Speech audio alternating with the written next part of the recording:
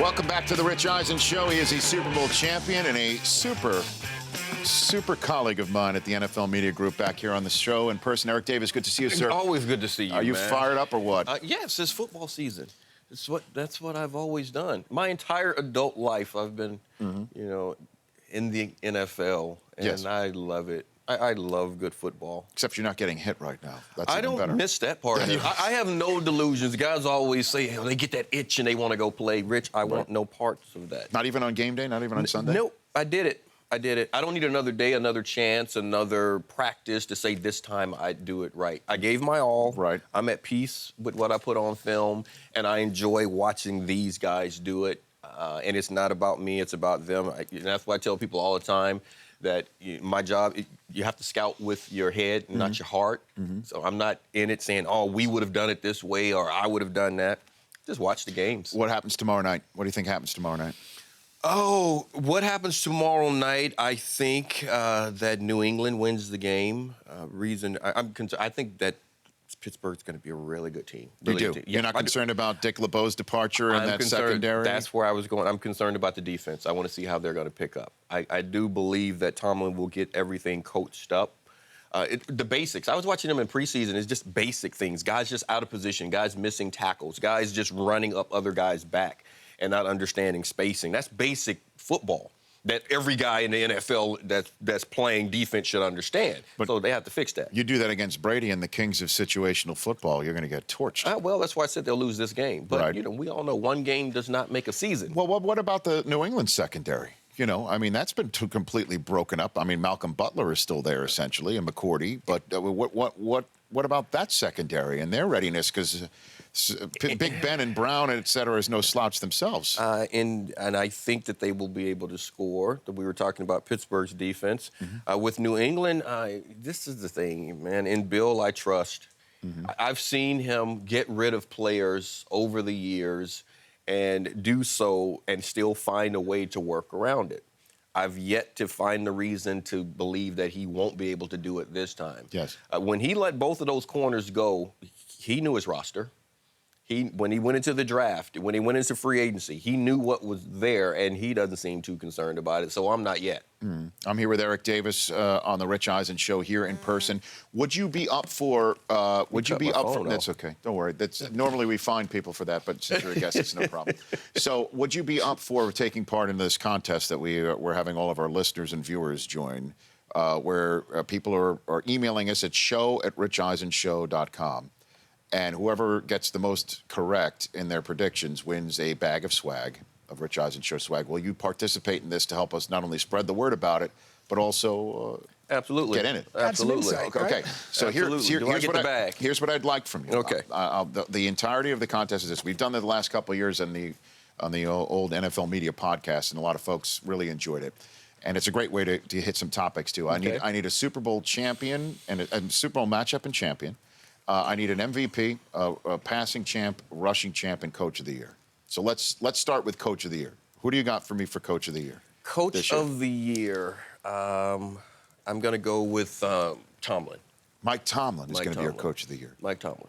Okay, and that means that the Steelers would win their division, obviously. Not necessarily. Well, because Coach of the Year usually, certainly if you've won Super Bowls before, that would normally be like an 11, 12-win season. Yes, right? but that doesn't necessarily mean you win your division. I think they have an opportunity with that offense, with all the weapons that they have an opportunity to have the number one offense in the league. So who? And if you fix, we've already talked about the defense. Yes. If the defense, with that type of offense, if the defense plays okay, they're going to be in the hunt. Not worried about Pouncey and the suspensions of Bryant and Bell? Yes, and all of those things add to the fact that he has an opportunity. If you work around that, aren't those the type things? That's the type of adversity that lends to Coach of the Year. That's why I'm throwing him out there. Yeah, I like it. That's like next it? level. You like it? Well, normally what you do, you go with somebody who's not expected to win and they have a monster season. That, like what Arians has happened to him, and in the past, that's what. I'm just trying to throw a wrinkle on there. I like it because it's all make believe right now anyway. What about who's your passing champion? Who has the most yards? Passing champion. I'm going to stick with Pittsburgh on that one. I'm going to go Big Ben. I'm going to go Big Ben. We know the weapons that he has outside with the receivers, but I think you have to account for the long handoffs, screen passes to Le'Veon Bell. That's going to account for a lot of yards. I like that, the long handoffs. I mean, that's what that is, the long handoff. I still think that should go into rushing stats. I always hated that when that would go into the passing stats. Yeah? You throw the ball 4 yards behind the line of scrimmage, and then you put it on the DBs. Yeah, to try and stop. Yeah. Right. So I assume with Le'Veon Bell being injured, he's not your rushing champ. So who would your rushing champion be for the 2015 season? I'm going Jay Charles. I Jamal love Charles? Jamal Charles. I always have, always will. He's in an offense and has Andy Reid that knows all the things that he's capable of doing and will put the ball in his hands in all kind of ways. And the guy only gives you 5 yards a clip for his career. Yeah. It's ridiculous. And that was back when you had nothing else around him. You knew he was getting the ball. We all talk about Adrian Peterson and understanding what you have to do to stop this guy, 8 guys in the box. To do the same thing to Jay Charles, and he still gets the yards. How high on the Chiefs are you overall, though, going into the season? Tough division. I'm very high on them because Andy Reid tends to find a way to win 10 games every year, doesn't he? Well, Macklin's in the mix now, too. And you have to assume they're going to get at least 1 touchdown reception from the receiving corps. I would think they're going to get one. At least one. At least one. Macklin will get at least one. And then you also, again, that's going to open some things up. Andy Reid has a strong understanding of what Alex Smith can and cannot do. Yes. Alex has a strong understanding of the offense and what he wants, what Andy Reid wants from him, and also the weapons around him. Alex has no problem getting the ball into the hands of Macklin, getting the ball into the hands of Jay Charles, and letting them do their thing. Yeah. Short passes, get it out. That's that rhythm offense that he wants to do. So I'm actually really high on them. And the defense that they have, yeah, man. I mean, that's a beast. Well, a week from tomorrow night is the first Thursday night game of the year, Thursday Night Football, where it's Peyton Manning and the Broncos at the Chiefs. A huge game right off of the bat for that division. And if you want to go hunt Peyton Manning, they have the personnel to go ahead and do that. Yes, they do. Houston's probably, you didn't ask, but that's my defensive player of the year. Okay. Yeah. You're going to go up. Well, the reason why we're making it up, man. Well, we're making it up. No. But the reason why we didn't include that category is we just assume everyone would throw Watt in there. But you think Justin Houston will be? You can throw Watt in there, but Houston, he has a chance to go get 20 again. I like it. So then who is your most valuable player, Eric Davis, of the 2015 season? Oh, most valuable player. I know I'm all over the place. I'm going Andrew Luck. I think he continues to take the step, and he's been asked to do so much, and people look at the interceptions and things like that, but he's asked to drive the ball down the field and do more because he's capable of doing more, and they put the pressure on him, and the kid just keeps growing and getting better. And I think a lot of people believe that he's given a pass, and you don't pay attention to some of the things that he does wrong and some of the interceptions. But I do. I know I give him a pass because of that. I do believe he's asked to do more, and I think he will show that he's capable of doing it. Offensive line is not the strongest point there. So we'll see how much help he's going to get from Frank Gore. I think he'll get a lot of help from Frank Gore. Andre Johnson. And Andre Johnson. Yes. T.Y. Hilton, Andre. That offense is going to be ridiculous. And the trigger man, we've already heard he's a football god. I will speak. That's what Frank Gore called him. I had him on the show and asked him what he thought of being called. He said he was not a deity of the pigskin, is what he essentially said. But we in the NFL media, national NFL media, ready to anoint him. You, all of us. We are ready to anoint Andrew Luck. Coming out he will only allow us to do that. Please allow us to do it. I said this guy's going to win multiple Super Bowls. I wish he would hurry and get one Could be this year. So that I can seem smart. Well, that leads me, Eric Davis, to your Super Bowl 50 prediction. The day before the season begins. I understand it's ridiculous. You're going to come back, and I'll give you a mulligan. I offered that to Holmgren. He still didn't take the cheese. But go ahead, please.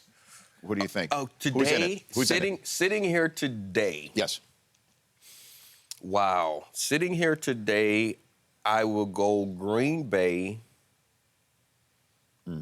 Oh, man. You know you want to put the Colts in there. So I want to put the Colts in there. I really want to put the Colts in there.